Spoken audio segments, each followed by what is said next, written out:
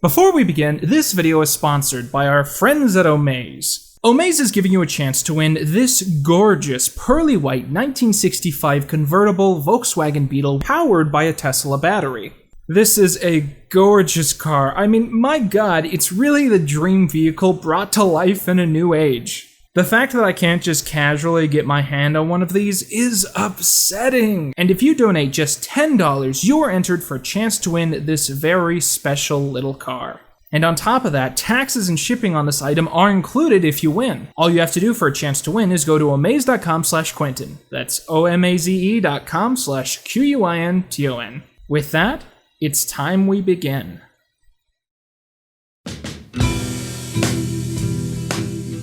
Abbey Road is one of the greatest albums of the late 20th century. It's a fantastic frozen moment in the lives of the most famous band of all time, telling a magnificent and emotional story through its operatic proceedings. Sometimes a Spotify playlist I put on will play just one song, and I immediately have to stop it and listen to the whole album from start to finish. There is no other correct way to experience Abbey Road than this. But what stands out the most about the album is the cover, which is so simplistic yet so unforgettable. Every part seems perfectly in place, as if changing one thing would be defacing a piece of priceless art, planned as carefully as if it had been painted by hand. What's funny is that the cover was forged entirely by accident. We actually have several of the other photos taken that day, and what we see in that roll is the four Beatles continuously crossing the road in snapshots that feel totally wrong and absolutely not worthy of an album cover, until finally, the perfect image appears totally out of the blue. But at the time, no one really knew this. For many decades, Beatle fans around the world saw this image as if it were an artifact from the Da Vinci Code. It needed to be analyzed and understood. Clues needed to be discovered and broken down to uncover what it was really all meant to mean. And those fans that searched for meaning found something that would shock the world.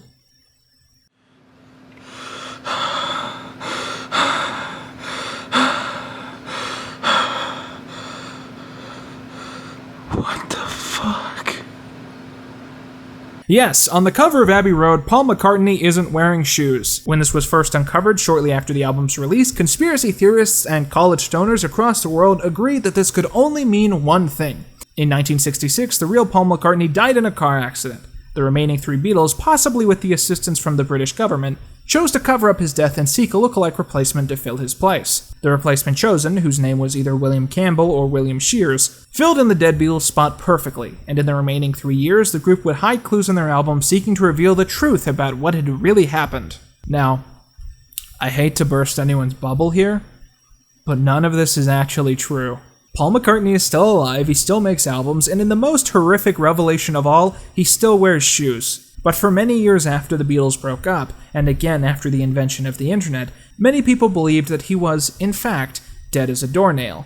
To this day, fringe eccentrics are still trying to prove that all of this is true, many releasing tell-all books and documentaries trying to reveal the Beatles' darkest secret. Today I would like to take a deep dive into the Paul is dead phenomenon, partially because I am very much a Beatle enthusiast and I so rarely get to talk about it on this channel, but also because I believe Paul is dead to be one of the first prototype conspiracy theories. In some weird way, if we understand the mentality of Paul is dead, how it gained traction and why its followers still justify it to this day, the general spread of misinformation in a modern age will make a bit more sense. And so, ladies and gentlemen, let me take you down, because I'm going to, on a tragical history tour of fiction and fools, lies and intrigue. Come along for the ride.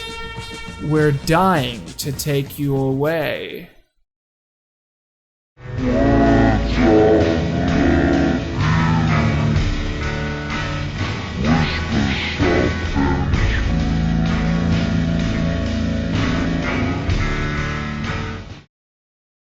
As we've established, in the early 1970s, Beatle fans across the world began to study the imagery of Beatle content, looking for deeper meaning and understanding of the creator's intentions. And very quickly, one strange element started to materialize across most of the final albums: a strange separation between Paul and the rest of the band. On the cover of Abbey Road, not only is Paul not wearing shoes, but he's also out of step with the rest of the group. In the Magical Mystery Tour, all of the Beatles are illustrated wearing red carnations, except for Paul, who's wearing one that is black. And most infamously, on the back cover of Sgt. Pepper's Lonely Hearts Club Band, Paul has his back turned to the camera, as if he is hiding something. And let's talk more about that album for a quick second. Once again, this is among the most iconic album art of all time. And once again, its intense detail leads one to believe that there is something hidden behind all of the images. The sea of faces looking over the scene, the garden of flowers almost acting as a memorial, and the mix of the band's past and present both being at the scene. But the greatest discovery of all came when someone decided to hold a mirror up to just below the three main members of the band, revealing what seems to be a secret message. 119. He die, with an arrow pointing directly to Paul. Oh shit, buddy, I gotta dig a little deeper. 119 is interpreted to be the date of death, aka 11/9, the 9th of November. On the back cover, George glares down to the reader and points his finger knowingly to a specific lyric. Wednesday morning at 5 o'clock as the day begins. And it just happens that November the 9th, 1966, was a Wednesday, meaning that this is Paul's tombstone, and 5 o'clock was the moment he died. After this, the story really started to fall into place. On the early hours of Wednesday, November the 9th, 1966, Paul McCartney and Ringo Starr got into a vicious fight, which ended with McCartney storming out of the studio and driving off in his Austin Healey. On his way, he met a young woman named Rita, who needed a ride home, and found himself happy to oblige. As it's been said, they nearly made it. In a song some years later, John recounted exactly what happened that night. He blew his mind out in a car. He didn't notice that the lights had changed. A crowd of people stood and stared. They'd seen his face before. Nobody was really sure if he was from the house of Paul. The lyric is actually Lords, but if you have bad headphones, it sounds like Paul. Once one realizes that this was Paul's ultimate fate, the imagery of many Beatle albums seems much more sinister. Again, on the cover of Sgt. Pepper's Lonely Hearts Club Band, a doll sits to the right side of the frame. To its right sits a driving glove covered in blood. And on its knee, in a detail so small that you could miss it every time you looked, a small toy car sits. The inside of the car is red, painted with blood. Hyper-realistic blood. Meanwhile, on the compilation album A Collection of Beatle Oldies, which canonically would have been the first album made after Paul's death, a mysterious unidentified Beatle lays across a collage of several landscapes. At the top of the cover, a car drives on a long and winding road, heading directly for Paul's head. After the fight, Ringo had sat anxiously waiting for Paul to return, only to ultimately learn of his true fate shortly thereafter. I listen for your footsteps coming up the drive. Listen for your footsteps, but they don't arrive. I'm sorry that I doubted you. I was so unfair. You were in a car crash, and you lost your hair.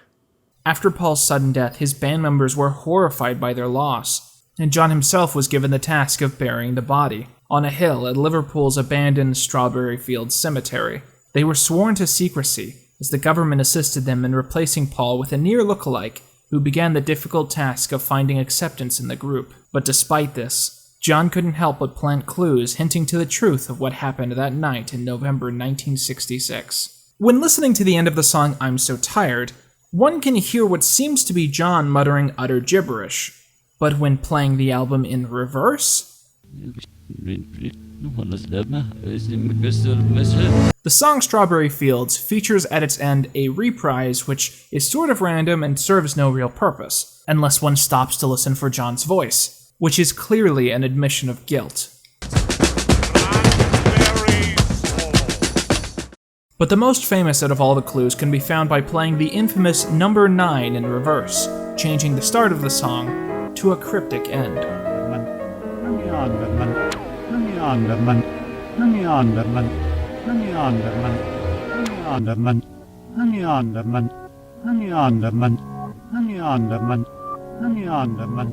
But if Paul McCartney was dead, as it certainly seems to have been the case, then who was the man who continued to live his life?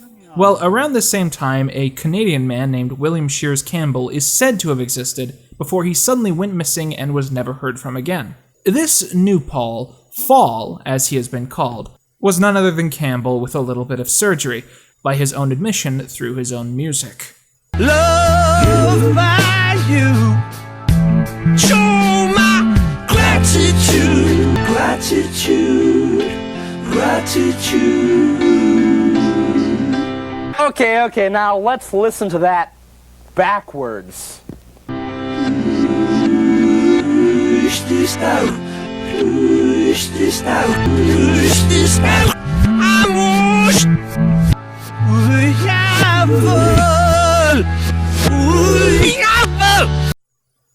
This is the only known photograph of William Campbell before his plastic surgery, a series of operations he undertook to look more like the real Paul McCartney. But it wouldn't be entirely successful, as many have pointed out over the years. Paul and Fall just don't look alike. They have different ears, they seem to be different heights, and many say that Paul's actual eye color changed from brown to green. John in particular did not get along very well with the new fake Paul, and introduced to two of his albums the character of the Walrus, a reference to a Lewis Carroll character most known for being an imposter. John made it explicitly clear in Glass Onion who he intended the Walrus to be. I told you about the walrus and me, man. You know we're as close as can be, man. Well, here's another clue for you all. The walrus was Paul. Each album cover at this point represents some aspect of the hidden story. Abbey Road is a funeral procession. John is dressed in white as he is the priest. Ringo is the undertaker, ready to prepare the body for burial. George is dressed as a lowly gravedigger, and will be the last to leave. And Paul, walking without shoes in the proper burial style, is the corpse. In the back of the scene, a Beatle sits alone, representing the true Paul who had been lost, with a license plate that reads 28 if. If Paul had been alive, he would have been just over 28 at this time. Sgt. Pepper's Lonely Hearts Club Band is an illustration of Paul's secret funeral, with mourners gathered to lay Paul to rest. And while the original cover of Yesterday and Today featured a rather innocent image of the Beatles having just murdered a series of babies, the more sinister cover, which actually went to press, clearly depicted Paul separated from the rest of the Beatles in what looks to be a metaphorical coffin. Once you've learned to see the Beatle discography like this, these clues can be found almost anywhere. In the El Submarine movie, during the first scene in the submarine, this shot shows all of the Beatles together, with an additional fifth figure, that being Paul duplicated onto a screen. There are two Pauls, one of them is fake. In the film, The Ruddles' All You Need Is Cash, Eric Idle plays two characters. One is a parody of Paul, and one is a reporter, who while crossing Abbey Road at the end of the film is killed by a car in the exact position that Paul would be on the cover of the album, indicating that Paul is dead. And the biggest piece of evidence? In 1993, Fall released a live album entitled Paul is Live, which is exactly what he would do if he was actually dead and he didn't want us to catch on to the fact that he wasn't alive! Now, as we've discussed, everything here is hogwash. None of it is true, and frankly, it's much too cartoony to really be believable, and yet it captivated so many, and I wonder if even some of you in the audience now are expecting there to be some kernel of truth to all this. Maybe the quartet really did hide all these clues, inventing this theory for fun and trying to confuse people. Maybe the clues were there, but people weren't really connecting the dots in the right way, and the actual conclusion wasn't what people thought it was. Well, let's discover the truth together as we move on towards...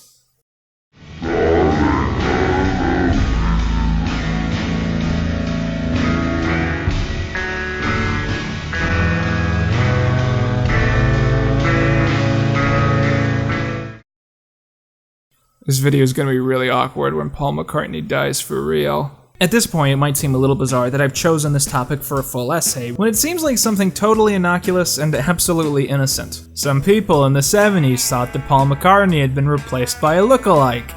That's sort of interesting, but it doesn't seem to pertain a lot to our modern world outside of it just being a bit of history. Well, if you feel that way, I think you're wrong. The Paul is dead theory happens to be one of the first widespread conspiracy theories or hoaxes which was brought about by a large amount of people. Today it's either treated like a joke or something totally non-literal, but at the time a considerable amount of people bought into this. And it's for the exact same reason that people buy into our current conspiracy theories.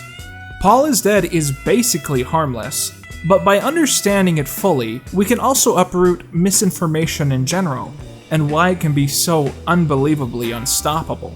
One of my favorite books of all time is called Abominable Science, which is a sociological and scientific study of something which is not that scientific, that being cryptozoology.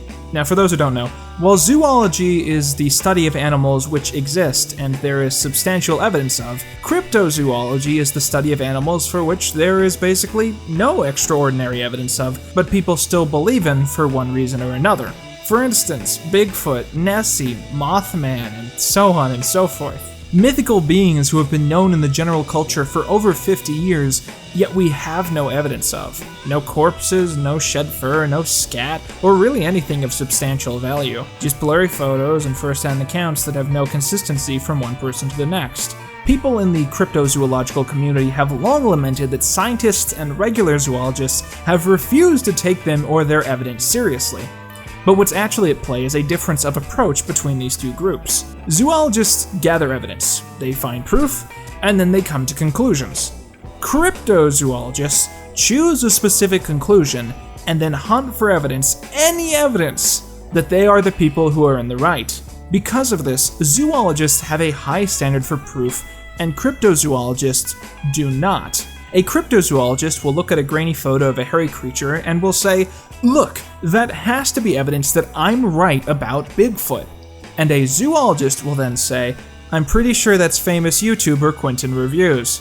This is a constant across most hoaxes, conspiracy theories, and general non-truths. There's a YouTuber named Innuendo Studios who has a series called Why Are You So Angry?, which is dedicated to analyzing the mentality of online hate mobs. And in said series, he uses the metaphor of a table. A table, he argues, needs to be based on a foundation in order to be sturdy. It needs legs to support it. It needs legs to be defined as a table. Sometimes it turns out that this intellectual foundation is false, that these legs aren't actually there at all. But when people are emotionally invested in believing in a narrative, in being able to say that this is a table and not just a plank of baseless nothing, they construct downward, inventing unsubstantiated support for their theory, which will always be there because they will it to be. It doesn't matter if these arguments are contradictory, because they're interchangeable. Disprove one and it'll be swapped with another. This is how a conspiracy theory works, a theory supported by theories, where the value of a theory is not does it hold up to scrutiny, but does it lead to the pre-chosen conclusion. One example I always fall back to is the grassy knoll JFK assassination theory. People have long theorized that Lee Harvey Oswald couldn't have acted alone, based almost entirely on misunderstood pseudoscience, and many have thus interjected that there must have been another shooter somewhere else.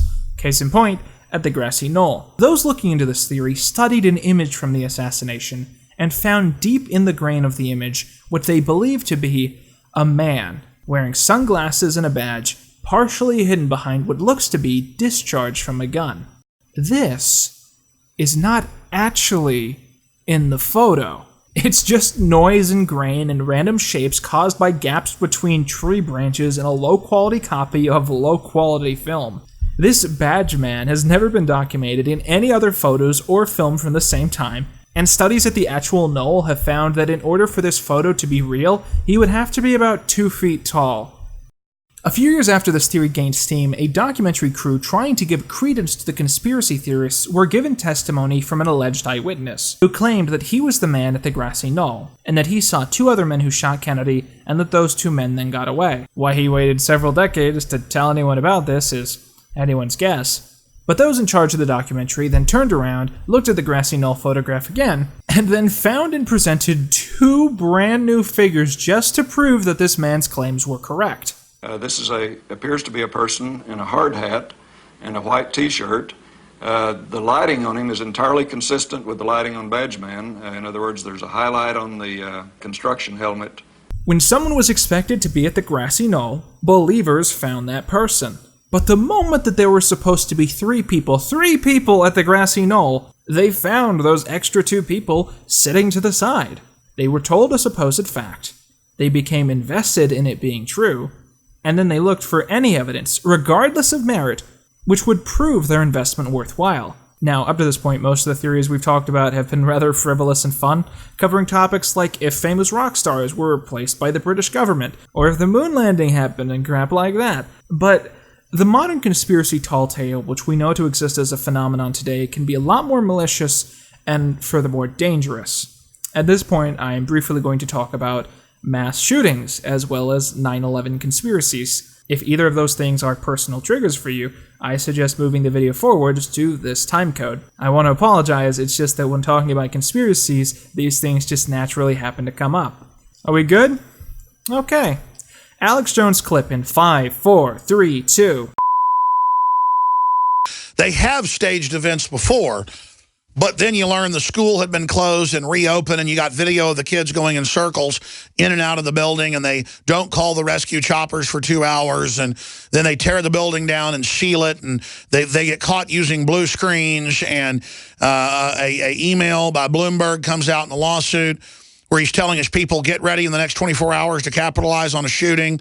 So Sandy Hook is a synthetic, completely fake, with actors, in my view, manufactured. I couldn't believe it at first. Perhaps the most abhorrent yet popular of modern conspiracy theories is that numerous tragedies, specifically shootings, have all been false flag productions created by the US government, usually under the justification of wanting gun control. Because as we all know, when the American government enacts conspiracies to orchestrate secret plots, they're always doing it to help the left.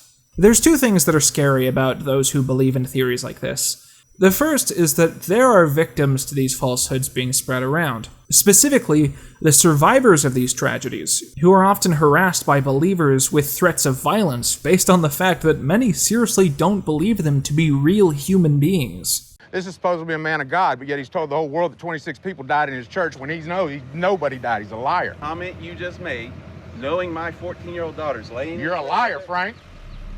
You're a filthy liar, Frank. People who have come close to dying at the hands of madmen have to fear for their lives from more madmen because people like Alex Jones tell their audiences blatant lies. And the other factor is that there is no real way to dissuade most of these mobs. They were never convinced by any real tangible evidence. They just chose to believe in something on the fly, and so if you disprove something they say, they'll just fall back on another claim, and that'll continue forever and ever and ever. This is also something that's very common with 9/11 conspiracy theorists. Whenever truthers are actively shown that any tenet of their beliefs are completely wrong, instead of taking in this information for even 1 second to consider, they tend to immediately pivot and replace that load-bearing theory with a completely new one. And from their perspective, doing anything but this would mean that they've been actively wasting their lives. This is a table. I've been saying for years that it's a table. If it turns out that it's not a table, I look like a massive idiot. So it has to be a table. And jumping back to the lighter topic of our video, this is exactly the basis for where Paul is Dead believers pull their perspective. They choose to believe something is true, and so they look for any evidence that it might be true, and of course they find it, because why wouldn't they? The persuasive power of implication comes through the most clearly during the supposed backmasking messages that believers have found, playing the records in reverse, which are essentially entirely gibberish. But when you take relative gibberish and add captions to them, your mind sort of fills in the gaps and you automatically believe whatever you've been told. For instance, at the end of Strawberry Fields, when John is supposed to be saying, "I buried Paul," well, the anthology release of early takes of the song revealed that he was in fact saying,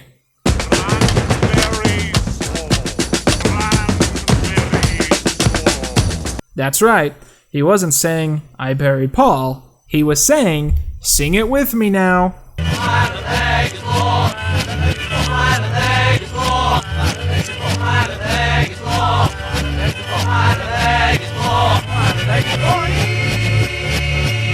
There's literally a sea of evidence for Paul is Dead that is so massive that I could sit here for hours debunking all of it, telling you all about how Paul's eyes were dark with a hint of green and it just only shows up in good lighting, and how the theoretical drum tombstone uses the American system for dates instead of the British, and 1,000 other things, and at the end of the day it would still be possible for believers to find evidence that I hadn't touched yet. Instead, I want to discuss one anecdote of the theory which I feel totally represents exactly how silly it is. Around the time that John Lennon was working on Sgt. Pepper, he had begun to hear whispers that teachers, desperate to get their students interested in projects, had begun assigning them homework analyzing the lyrics written under the Lennon-McCartney label. Much like Frost and Shakespeare beforehand, what was being taught often had nothing to do with what Paul or John had actually intended. This inspired him to write I Am the Walrus, which is filled with lyrics which make no sense on purpose and were just trying to confuse people trying to find meaning in his music. But people did find meaning despite him trying to make it impossible, believing that the walrus was somehow important to who John was, and that it represented some deeper aspect of his personality or his view on the world. And so, John wrote Glass Onion, a song entirely dedicated to referencing old songs in a way which makes absolutely no sense. And that's where we get our famous line, "The walrus was Paul." Again, none of this makes any sense, and it's not intended to. These two songs were intended to be the ultimate misdirection made entirely out of spite, and it worked so well that people were somehow convinced that the Beatles covered up a man's death. In fact, John was the only Beatle who seemed to think that the legend was all that amusing, and he went out of his way to reference it in his own music when he made a diss track about the real Paul in 1971. Just so we're all on the same page, if Paul McCartney was replaced, and this fall figure is a completely different man, he still made the best music the band ever did.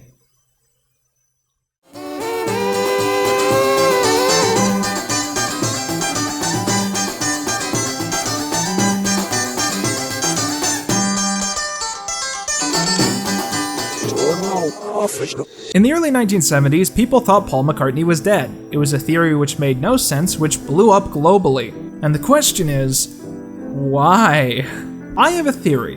1970 was a rough year for music fans. The Beatles were officially over. And to many, this was a breakup that they would never rebound from. Paul McCartney fell into a deep depression and became extremely secluded, living on his family's farm and barely doing public appearances. And generally all of the Beatles felt very distant. Eventually, they all became quite friendly and flirted with the idea of eventually making music again, but that all changed when John was murdered in late 1980. John left a few unfinished demos sitting around, which he mysteriously addressed to Paul, and years later the three remaining members finished some of those songs. But with that romanticism aside, after 1969, the Beatles were dead. And more than anything else, Paul is Dead gave grieving fans the chance to enjoy songs from a whole new perspective. Oh, you thought Revolution 9 was trippy forwards? Wait till you hear it backwards. Now it's an experimental piece of erotic mourning as John Lennon admits his sexual infatuation with his dead best friend. Oh, turn me on, dead man, turn me on. No, actually, we're just good friends. And while the presence of people who unironically believed in the theory is absolutely worth analyzing, I think Paul is Dead is mostly just a spooky urban legend that people like because it allows them to look at classical pieces of music in a whole new light. But at the same time, I hope this video to some extent has made you question how you consume information, and under what context you come to understand what is true and what is false. So often we let lies become truths entirely because of how we perceive them, and also because what we believe doesn't really tend to affect us most of the time. A wise writer once mused, "Living is easy with eyes closed, misunderstanding all you see. Live with your eyes open. Question all that is worth questioning." But I know something you definitely don't need to question, the incredible value at omaze.com/Quentin. I'm so incredibly excited to do this plug. I already loved the website itself, but when I then gave them the prompt and they then immediately turned around and gave me something this cool and this relevant and something that you guys would love this much, I was so impressed and blown away. I'm of course talking about the fact that if you go to omaze.com/Quentin, you can enter to win a brand new Beatle of your own. As slick and cool as a car can come. With a new custom red interior, a restored black canvas roof, powered by a Tesla battery pack, and with a newly rebuilt transmission. And you can enter for a chance to win this sexy thing for only $10. Omaze helps charities raise money and awareness through one-of-a-kind experiences and giveaways. And so not only will every donation supporter have a chance to win, but you'll also be helping the Planetary Society, a great cause that empowers the world's citizens to advance science and exploration into a new age of innovation. You're helping the future, and you're giving yourself a shot at winning one of the coolest cars ever made. How could you possibly ask for a better deal? So go to amaze.com/Quinton to enter now. That's omaze.com/QUINTON. With that, I've been Quinton Reviews, as far as you know. And that's all you need.